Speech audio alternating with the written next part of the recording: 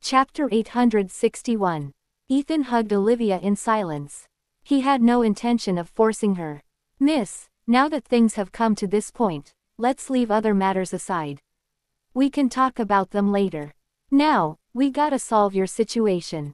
I know you don't want to give yourself to others. But there's no other solution we can opt for." He took a breath before continuing. "I can guarantee you that I won't tell anyone about tonight. After today, nothing will change. Everything will be the same. If you don't like me, I can ask others to replace like Joshua." Or she covered his mouth, glaring at him. "If I have no other choice, I'd rather it be you." At least, they knew each other well.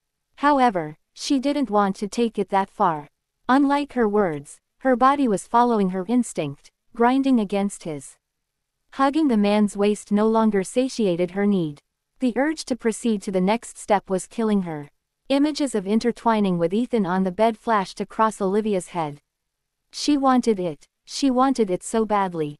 He scooped a part of the hem of her dress and bit down the veil. She became uneasy. What are you trying to do?" He slowly covered her eyes with the veil. "Miss, you can think of me as anyone." She still couldn't shake the shyness off as she stammered, "Logan, no. I can still hold on." He drained the cold water in the bathtub before refilling it with warm water and turning the lights off. Only the dim light from outside lent them some brightness. It wasn't striking to the eyes, it fitted the mood. Frantic grew in Olivia. She pushed Ethan's chest. I'm not ready yet." Ethan bent over, whispering in her ear, "Your body has been ready for it since a while ago.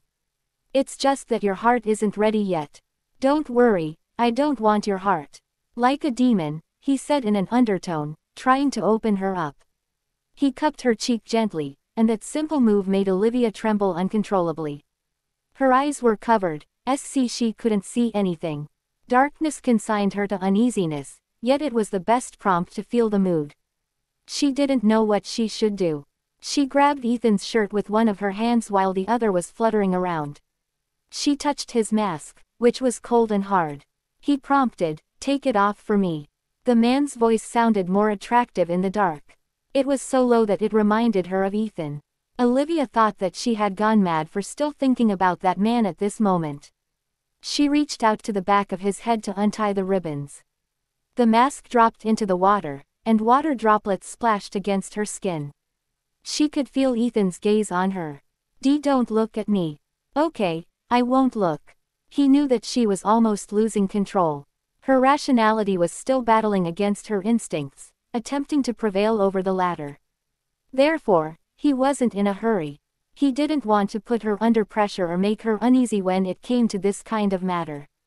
"Miss, I swear to my name that I've never touched another woman before."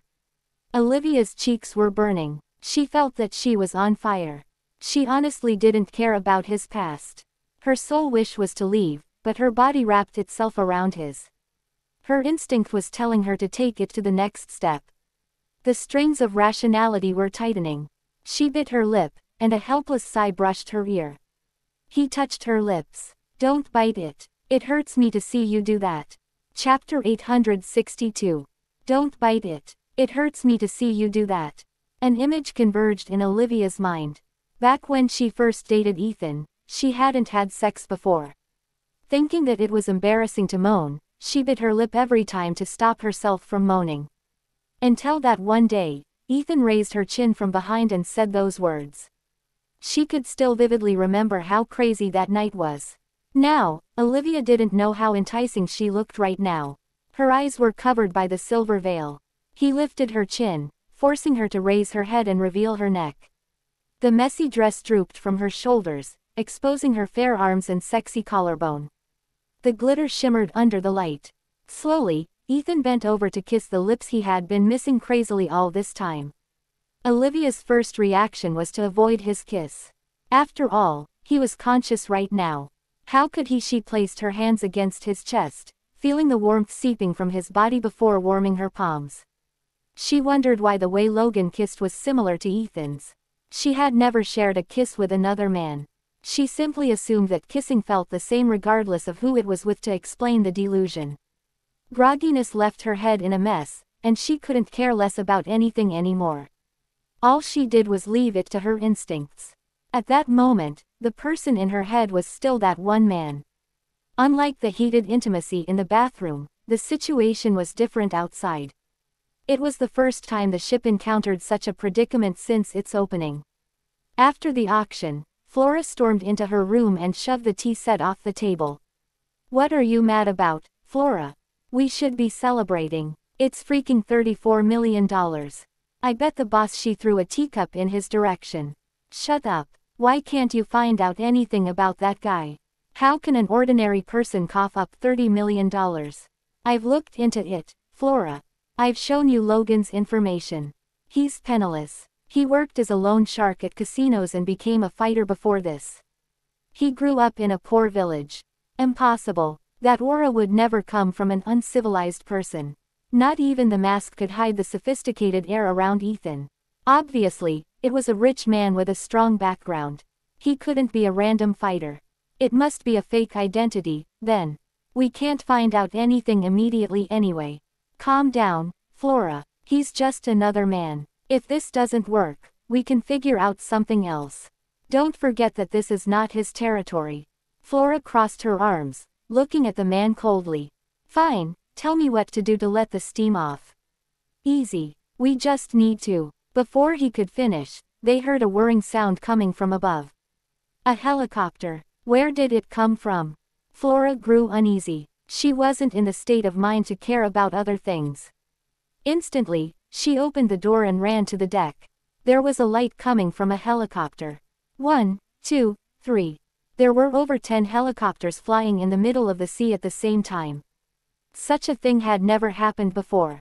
Frantic shrouded her with coldness. Where did they come from? Are they coming after us? Someone kicked open the door to the room. Chapter 863. The one who kicked the door open was none other than Joshua. The stiff character he usually displayed in front of Ethan and Olivia was no longer there. Joshua had even changed his mask to a Grim Reaper one. He appeared cool as the sea breeze caressed his skin. "Bingo. I am coming after you." Flora barked. "Who are you? Do you know where you are right now? How dare you act this way on the ship?" In the meantime, she armed the alarm system. The enforcers charged over with their weapons first thing after hearing the alarm. She had yet to realize the solemnity of the situation. "Do you know what happened to the previous person who acted waywardly on the ship? He was dismembered and fed to the sharks." At this moment, the men on the helicopters slid down the ropes and landed on the deck. Each one of them was wearing bulletproof gear and holding a weapon. Their heavy boots stomped on the deck, unleashing an intimidating aura.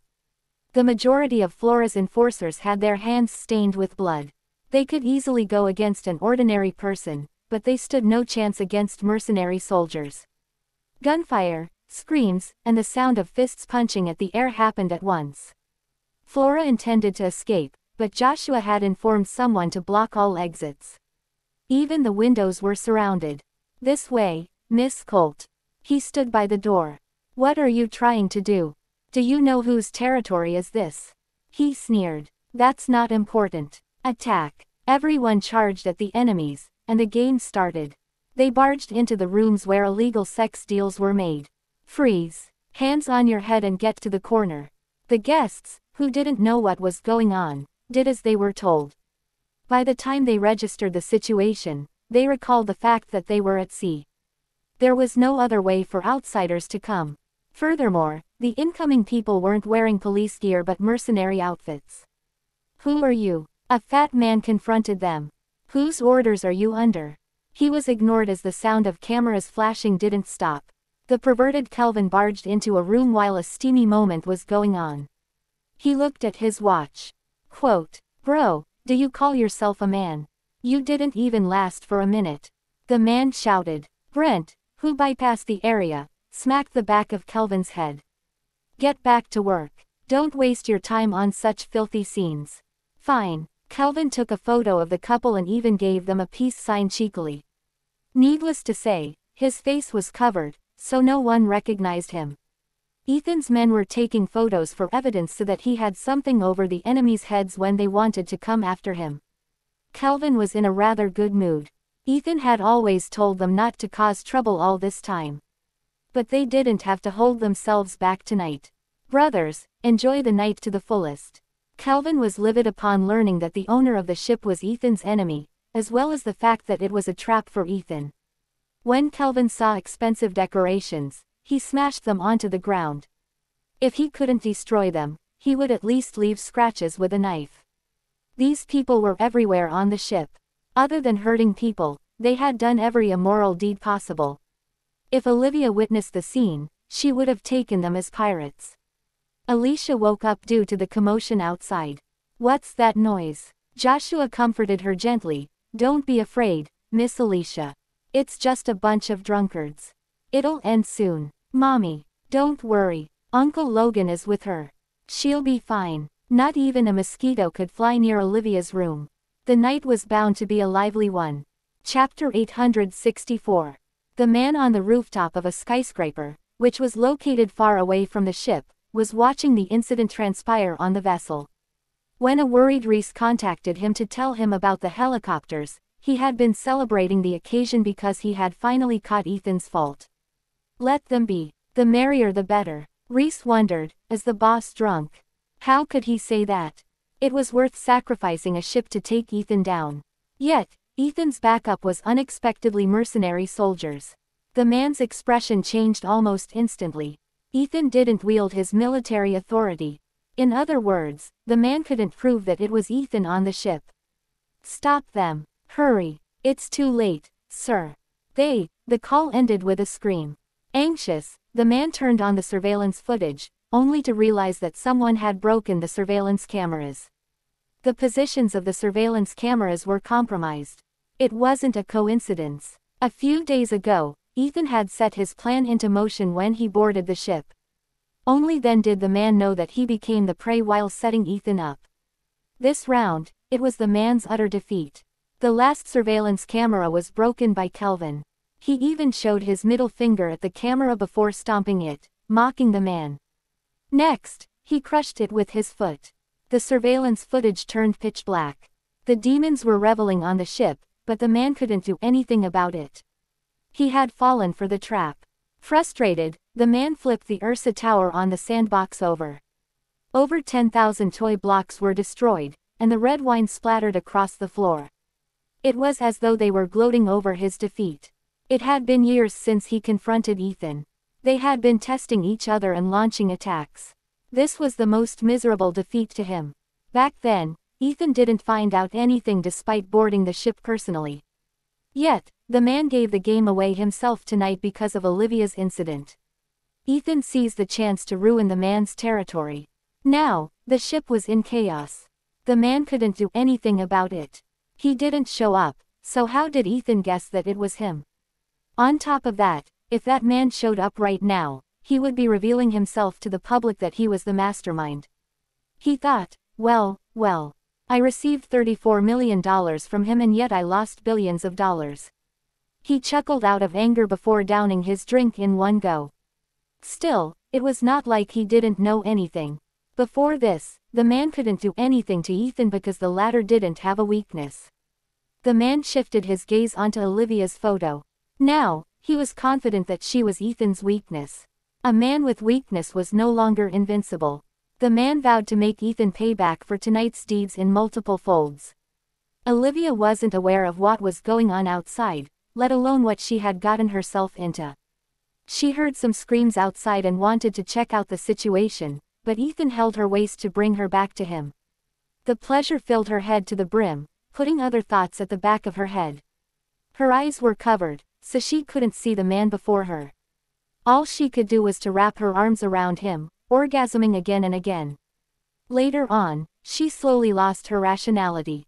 Her body became sluggish. She didn't even have the energy to make a sound. Ethan was treating her gently, so much so that she kept mistaking him for that man. "Ethan," she muttered unconsciously while holding his hand. At that moment, she forgot about the resentment and the past as though there were only the two of them left in the world. Chapter 865. The gentle sunlight shone on the sea. The surface glimmered as it reflected the light. Peace had finally returned to the ship after a night of chaos. The vessel gently floated on the sea. It had been a devastating night for the guests. The basic infrastructure on the ship was destroyed. The ATMs were broken into, and the cash inside was taken. The cash in the casino was taken too. Everything else was either destroyed or taken. The wealthy businessmen were naked. The gamblers lost so much that they crouched in a corner and dared not make any moves. They were still lucky to be alive. They got off easy, just losing their money. Brent dragged Flora to a high place so that she could see all the chaos below. With tears in her eyes, she shrieked, "No, no. Please stop." She didn't expect her moment of desire to lead to such a catastrophic disaster. She was used to getting her way on the ship. She was the queen of the ship when her employer wasn't around. She did whatever she wanted. She didn't expect to cross the wrong people this time. Years of her employer's work had gone up in smoke.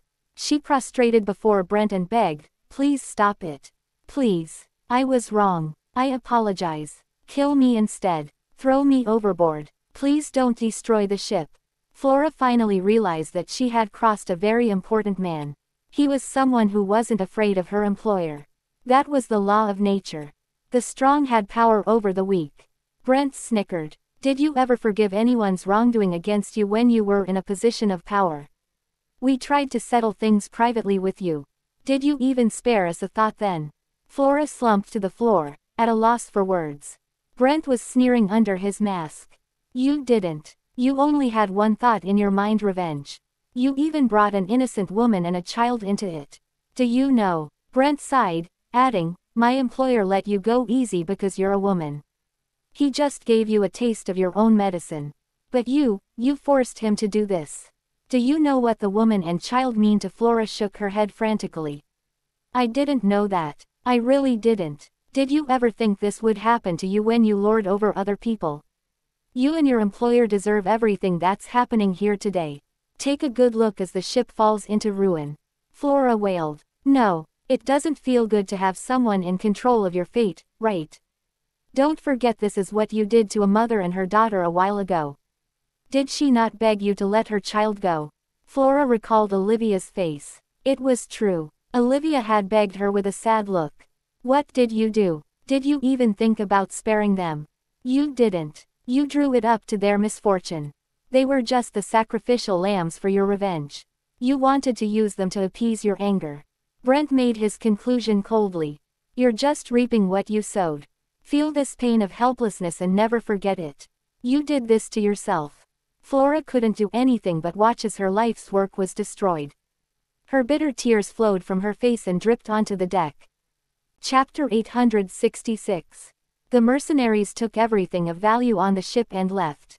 Olivia had been moved in her sleep shortly before daybreak. Ethan freshened himself up and opened the door. The fresh sea breeze brushed against his face, lifting his spirits. Apart from the floor they were on, everywhere else was in a mess. Most of the people had left the ship. Only his men remained. More than 100 thugs were tied up and left crouching on the ground. Brent released Flora, who then rushed downstairs. Everything was a mess: the restaurant, ballroom, luxury stores, and entertainment facilities. Flora fell to her knees and wept. "It's destroyed. Everything's ruined." She staggered to the bar. She used to enjoy sitting here and mixing some drinks for herself. She enjoyed looking down at the others from a high place. All of the expensive alcohol had been taken. The cheap ones were smashed on the floor. She slowly walked over, kneeled down, and picked up half a bottle of wine. She held the broken bottle in her hand and slowly sipped at the wine. As she drank the final drop, despair flashed in her eyes. She grabbed the broken bottle and tried to cut her aorta with it. She was to blame for the ship's destruction. Her employer would suffer immense losses because of this. He would chase her to the ends of the earth to make her pay. Flora knew she had made a huge mistake. The thought of running away never crossed her mind. Paying for her mistakes with her death was the only option she had left.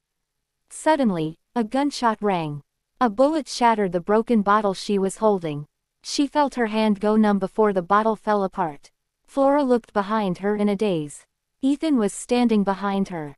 He put away his weapon and walked over to her slowly. He was in a brand new suit. He looked handsome and irresistible even as he stood among the debris. "Who are you?" Flora asked through gritted teeth. Ethan had yet to show his face to her. Even then, it was enough to bewitch her to commit such a huge mistake. He looked at her condescendingly as if he was looking at garbage. You're not worthy of knowing my name. You want to get back at me for what I did to her. Why did you stop me? Ethan grunted and said, for someone like you, killing you would be doing you a service. Do you really think I'd let you off so easily? Flora's face was ashen. Even if you don't kill me, my employer will. I'm dead either way. Do whatever you want. Don't worry, I won't kill you. I want you to live a life worse than death for the remainder of your life. You love men, don't you? I'll make sure you get all the men you want. What are you going to do to me? Nothing much. Ethan stopped walking and added, I'll have you sleep with thousands of men. I'll let you experience what you did to her 100 times over. Flora's face paled. No, you can't do that. I let you off once because you're a woman, Flora. You asked for this. You can hurt me, but you should never have laid a hand on those two. Ethan didn't even look back. He continued in a deep voice, everyone has a bottom line. You shouldn't have crossed mine. Kelvin came over with some men. Ethan gave him an order coldly. Send her to Gilded Trove. Flora shook her head frantically when she heard that. No, kill me now. Ethan ignored her and walked away. Chapter 867. Olivia woke up groggily after sleeping for a long while. Her entire body felt sore before she even opened her eyes. She felt a cool sensation on her lower body. She lifted her blanket to see that she had been changed into soft and comfortable pajamas. The sheets smelled nice. Logan was considerate enough to bathe her. He even applied some ointment on her nether regions, so there wasn't any swelling. She blushed when she thought about what happened. How was she going to face Logan ever again? Logan was not around. Looking around, she noticed that she wasn't in her room. There was no rocking feeling anymore. She was on land. How did she get on land after a night of sleep? She felt uneasy as she scanned the unfamiliar environment. Where was her child? Olivia got off the bed quickly without paying any attention to her weak and tired body. She fell to the floor immediately. Luckily, a thick fur carpet was on the floor, so she didn't hurt herself. Hearing the sound in the room, Alicia called out, Mom. Alicia came running over from the next room. Olivia sighed in relief when she saw that Alicia was unscathed. My baby. She spun Alicia around and confirmed that she was indeed uninjured. Olivia's mind was still in haze. She didn't know what had happened. She had a lot of questions. Propping herself against the bed, she slowly got to her feet. She took a moment to regain her composure before exiting the room with Alicia in tow. She was stunned when she opened the door. It was snowing outside. The scenery was familiar, and so was the atmosphere and temperature. Olivia didn't know what emotions she was feeling, but tears began to flow down her face. Mom. Alicia didn't understand why Olivia's mood changed so suddenly. She grabbed Olivia's hand. Olivia wiped away her tears. She was back in Aldenvine, the city she grew up in. The events of the past year felt like a dream, from losing her memories to regaining them. She lost her children and met them again. Also, she went from being on her deathbed to being able to stand here and look at the snow.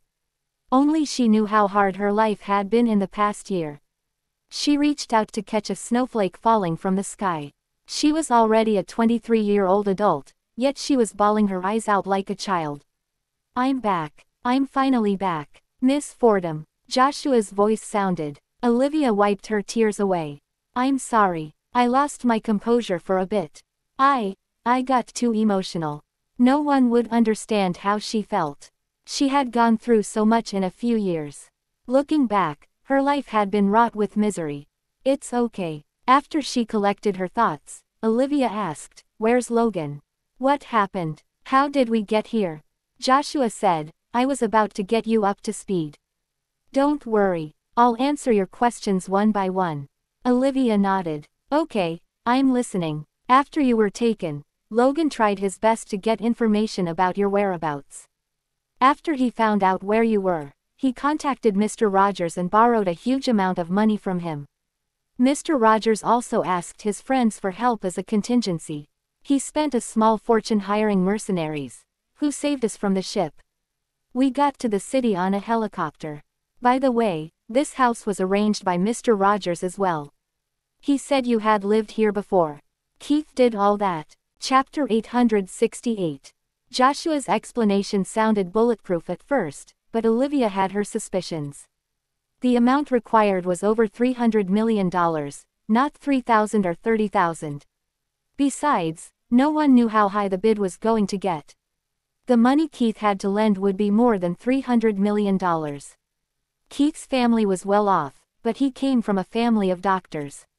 Did they even have several $100 million in cash? She was just a friend, not his lover. Also, how did he get in contact with the mercenaries? It wasn't out of the realm of possibility for Keith, but it didn't seem like something he would do. But who would help her out other than Keith? It couldn't be Ethan, could it? Olivia shook her head when she thought about him. He was still in Buckburg. He couldn't get there in time even if he wanted to. If it were indeed Ethan, he would have taken her away. He wouldn't allow her and her child to roam free. Yes, it was a very close call. Logan and I tried all sorts of ways to gather the money. Mr. Rogers was also panicking. We couldn't have saved you if he didn't somehow get that money. Olivia was stunned. That much money. That's why I say Mr. Rogers is such a reliable man. He came through when we needed him the most.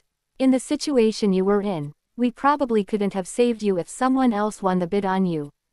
Joshua continued to describe the situation vividly. Olivia only knew she had been rescued. She didn't know that the luxurious cruise ship had been destroyed. What did its passengers go through?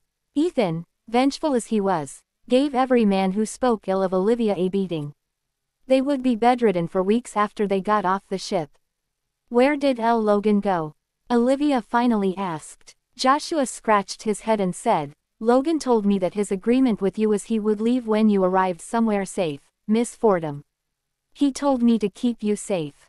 As for the agreement, he has left. Olivia knew Logan did it for her sake. He didn't want her to feel awkward in his presence, so he chose to leave. She really didn't know what to say about him.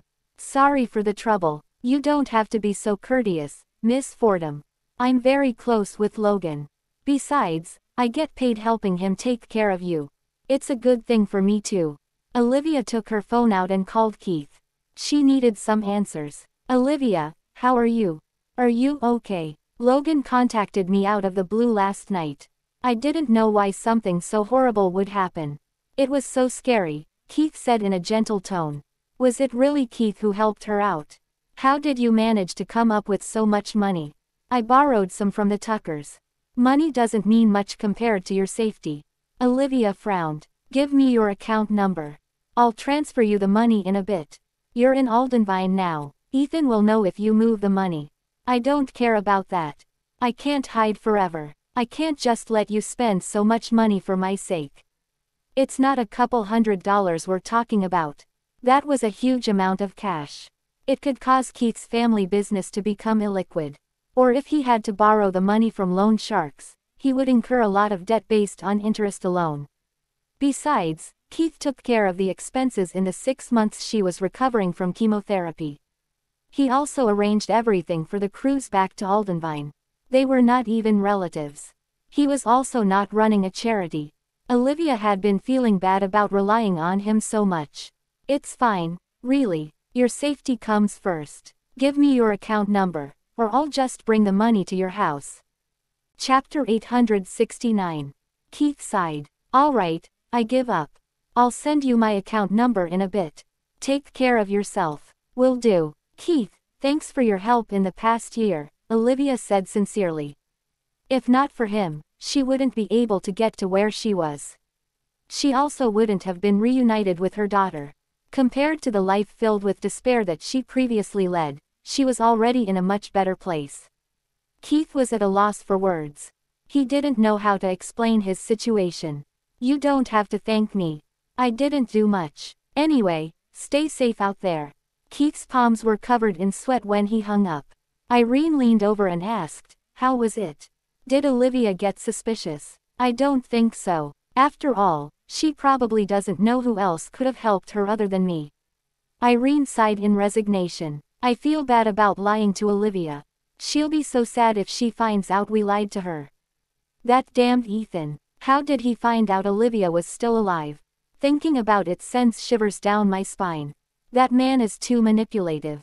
He actually held a funeral and kneeled before the grave for an entire day just to convince Olivia he thought she was dead. I don't know if it's a good thing or not to be loved by such an obsessive man. Love has always been a double-edged sword. In moderation, it brings happiness. If not, it'd be hell. It's our fault for failing to protect Olivia. Now, we can only do as he says.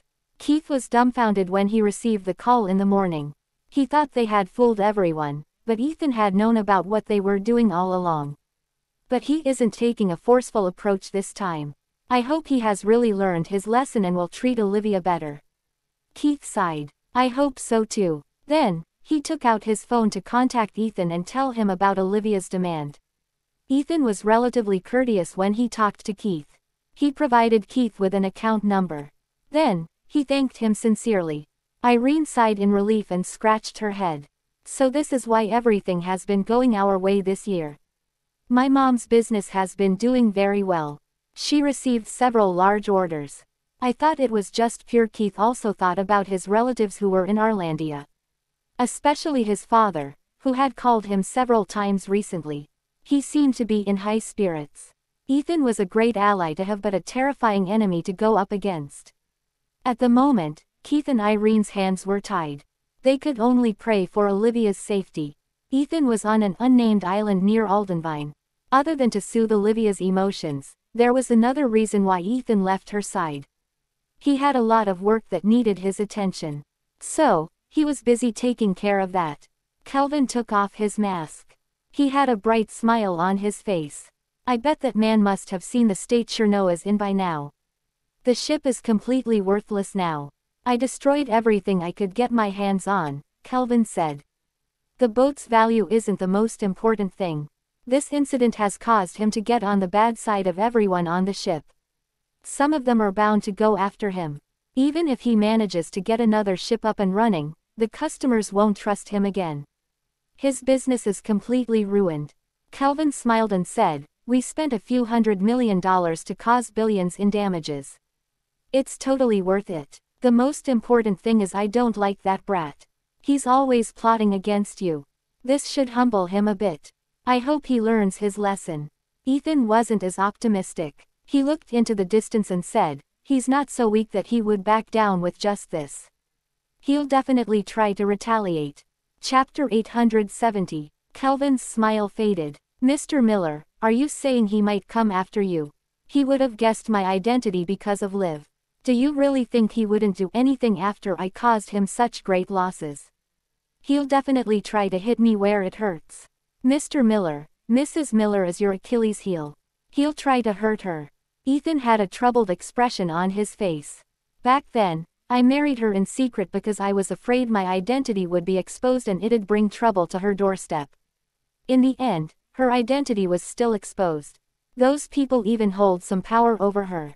Other than the enemies she already has, my identity will bring her the most danger. What should we do, Mr. Miller? Ethan stood at the edge of the cliff with his hands behind his back. His eyes were filled with determination as he listened to the waves crashing against the reefs. If Liv is my weakness, it would mean I'm still too weak. That's why those people could threaten me with her safety. I need to become even more powerful and destroy everyone who would be a threat to her. In the distance, everyone was celebrating. The cash they took amounted to several $1 billion. They were partying while surrounded by mountains of cash. They were making it rain on the island. A slender person walked over to Ethan. Kelvin and Brent nodded at him as a greeting and walked away. Ethan turned around and saw Henry's elegant face. You're giving me over $1 billion just like that. The gentle and noble demeanor was long gone from his face. The top 2 buttons of his shirt were unbuttoned, making him seem like more of a player. It's nothing. You really pulled through for me by sending those men at a moment's notice. I wouldn't know what to do without them. Is it okay that they've now been exposed? Why would it be a problem? You know how I roll. We'd hit a location and move to another one. We're just a tiny operation, unlike your establishment. I haven't been to your place in a long time. Are you planning for world domination? I heard from my brother that you created several powerful weapons 2 years ago. Henry had been to Ethan's military base several times. He was awestruck every time. It didn't look like a, "I'm just trying to protect myself." You're lucky you're so good at making money. Or else you wouldn't be able to keep such a huge operation afloat. Ethan rubbed his temples with a fatigued expression. These things aside, has your woman settled down yet? I hope you won't make the same mistakes I made. Henry's expression changed slightly. Don't worry, I'm a very nice person. When it comes to treating women, I'm usually. His phone rang before he could finish his sentence. It's me. It's Miss Hilton. She's about to jump off a building, Mr. Cinder. Stop her. I'll come back right now. Henry's words were proven to be wrong almost as soon as he said them. He cleared his throat and said, I have some business to tend to.